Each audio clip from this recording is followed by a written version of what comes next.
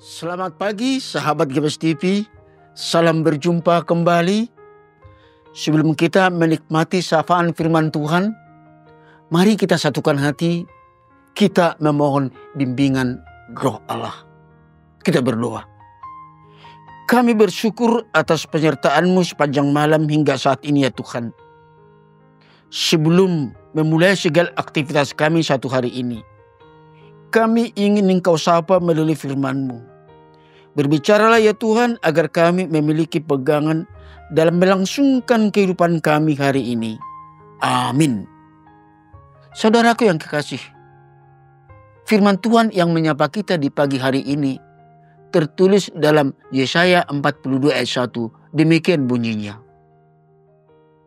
Lihat, itu hambaku yang kupegang, orang pilihanku yang kepadanya aku berkenan. Aku telah menaruh rohku ke atasnya, supaya ia menyatakan hukum kepada bangsa-bangsa. Saudaraku yang kekasih, keempat-empat kitab Injil telah menyatakan bahwa Yesus Kristuslah hamba Tuhan itu. Di rumah bait di Nazaret, Yesus telah menyatakan diri bahwa kehadirannya adalah untuk menjalankan tugas seorang hamba Tuhan. Dalam Lukas 4 ayat 18 sampai 19 dapat kita baca demikian. Roh Tuhan ada padaku, oleh sebab ia telah mengurapi aku untuk menyampaikan kabar baik kepada orang-orang miskin. Lalu ia mulai mengajar mereka. Katanya, pada hari ini, genaplah nas ini sewaktu kamu mendengarnya. Ayat yang ke-21 Lukas 4.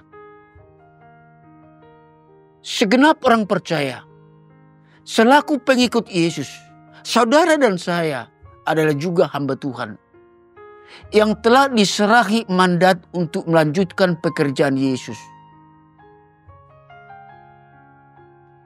Dalam 1 Petrus 2:9 telah tertulis, tetapi kamulah bangsa yang terpilih, imamat yang rajani, bangsa yang kudus, umat Allah sendiri, supaya kamu memberitakan perbuatan-perbuatan yang besar dari Dia yang telah memanggil kamu keluar dari kegelapan kepada terangnya yang ajaib. Saudaraku yang kekasih, saudara dan saya adalah hamba Tuhan. Dipilih oleh Tuhan. Dipilih berarti ada proses seleksi. Dipilih dari antara sekian banyak manusia. Disaring, diseleksi. Dan tidak semua yang terpilih.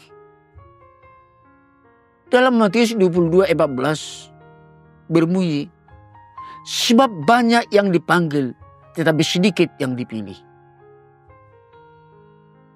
Alasan pemilihan itu juga hanya terdapat pada diri Tuhan. Syarat utama menjadi hamba Tuhan ialah berkenaan bagi Tuhan. Maksudnya, orang yang menyenangkan hati Tuhan. Tuhan merasa puas dan senang hati melihat penampilan dirinya. Yang menjadi perenungan bagi kita adalah, sadarkah kita bahwa kita adalah orang pilihan Tuhan?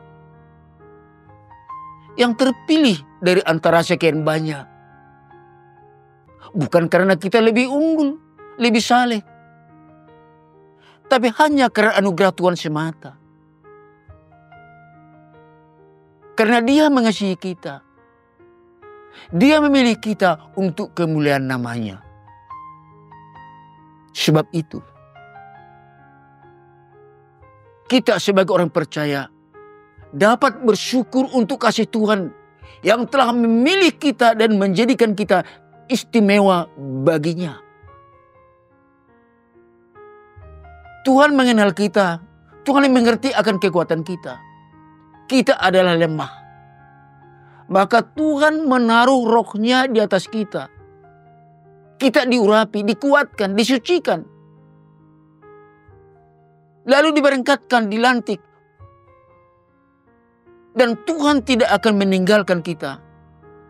Dia selalu memegang kita.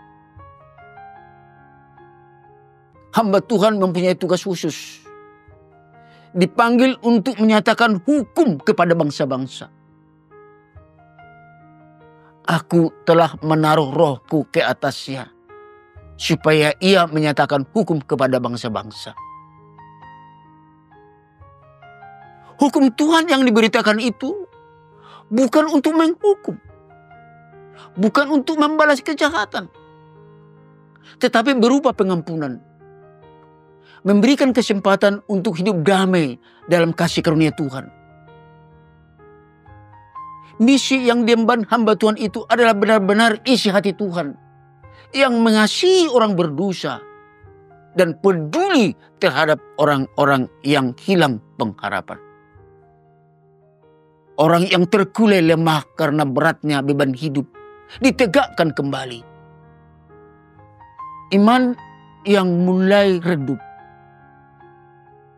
hidup tanpa semangat, disulut kembali.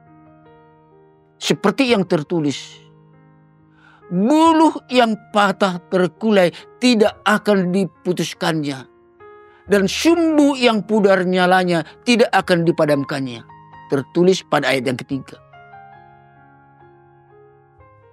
Lebih lanjut lagi, hamba Tuhan dipanggil untuk menjadi terang untuk bangsa-bangsa, untuk membuka mata yang buta, untuk mengeluarkan orang hukuman dari tempat tahanan, dan mengeluarkan orang-orang yang duduk dalam gelap dari rumah penjara. Ayat yang ke-6 dan yang ke-7. Saudaraku yang kekasih, dalam pelaksanaan misi itu, selalu dalam kendali Tuhan, dan dilakukan dengan rendah hati, dan dalam kelemah lembutan dan kesederhanaan. Kita dipanggil untuk menjalankan maksud Tuhan, bukan untuk maksud kita.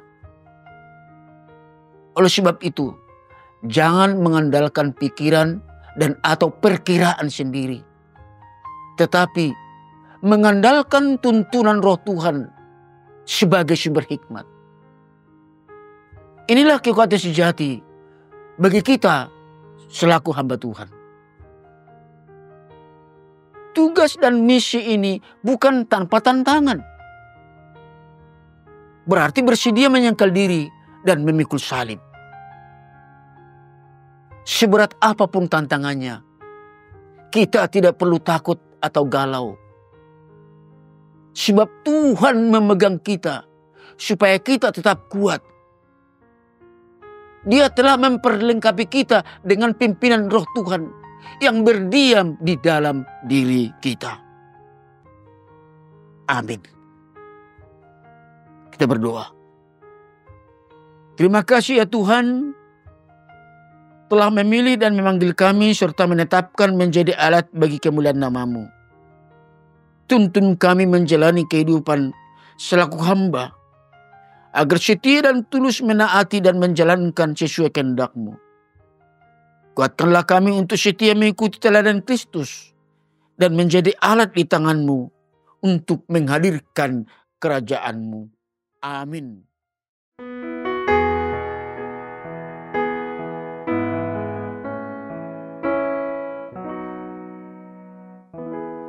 Roh Allah yang hidup penuhiku, Roh Allah yang hidup pulihkanku, turunlah urapan ke atasku, membangkitkan kuasa-Mu, membebaskan hati yang terbelenggu, memulihkan hati mereka yang terluka, serta menjelikan mata yang buta. Jadikan hidupku alat-Mu dipenuhi urapan baru, menyatakan kebesaran kuasa-Mu, membebaskan hati yang terbelenggu, memulihkan hati mereka yang terluka, serta menjelikan mata yang buta. Jadikan hidupku alat-Mu, dipenuhi urapan baru, menyatakan kebesaran kuasa-Mu.